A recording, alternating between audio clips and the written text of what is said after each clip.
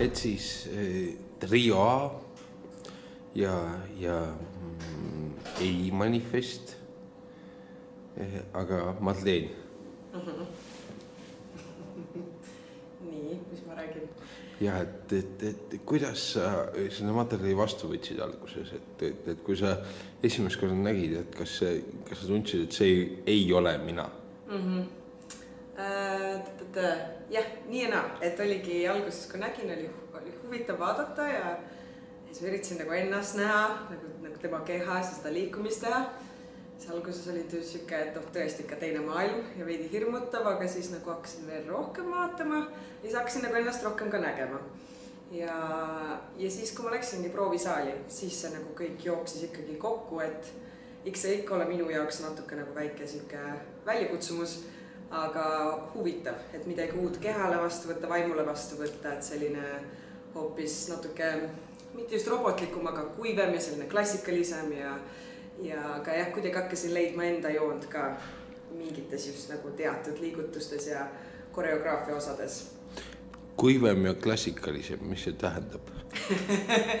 Eks ega inimese jaoks võib-olla see ei tundu selline, aga kuidagi minu liikumist võrrelda selle liikumisega, siis ma nagu tundsin küll, et see on ikkagi hoopis puhtamad liinid, et näiteks ja selline, ma olen hästi impulsi peale liikuja, ma olen hästi siuke orgaanilisem üles-alla, emotsionaalsem, nii et kõik sellised elemendid, mis mul on justkui mitte nüüd mugavad, aga hästi naturaalsed, seal nagu tema selles siis No Manifestos Trioas seda nagu üldse ei olnud.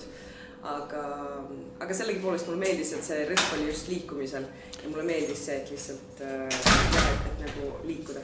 Kui sa peaksid tegema oma jah-manifesti, mis see sinu jah-manifest oleks, mis sinu jah-punktid oleksid?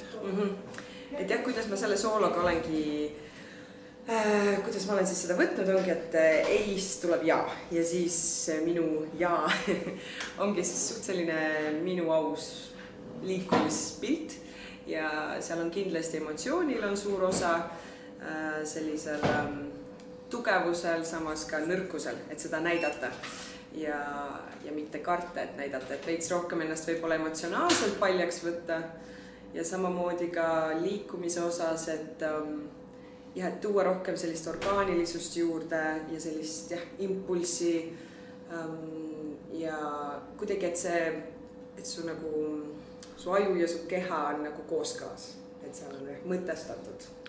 Aga füüsiliselt, Larry Poe. Et Larry Poe oli keeruline vist kõigile. Jah, ma ütleks, et Larry Poe oli minu jaoks kohe kindlasti veel keerulisem. Et kui ma seda miks sinu jaoks keerulisem?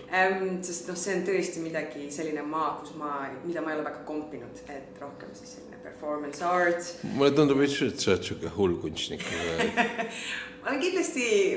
Ma olen okei hullusega kohe kindlasti, aga et selline, et enamjaolt seal ei ole niivõrd üldse liikumist ja see on väga mõtestatud, aga selline etüüdi peale, et just nagu valida nagu sellest materjalist, ma leidsin nagu väheseid, mida ma kuidagi tundsin mugavalt ennast nagu mängimas või selle midagi leiutada sealt.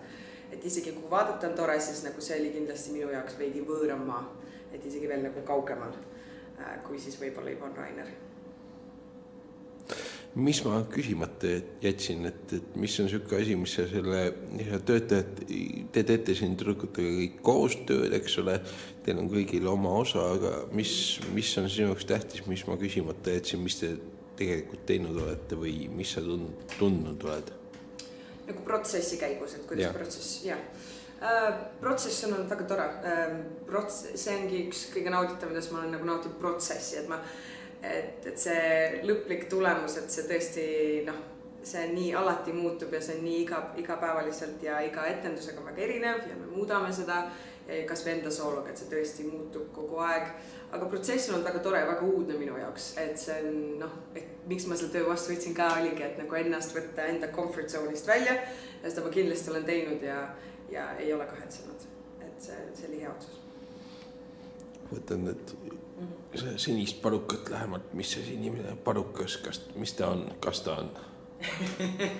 See on, kas see on Larry Poe? see kindlasti on Laripoo loomalik Laripoo, keda me kõik jagame. Aitäh! Aitäh!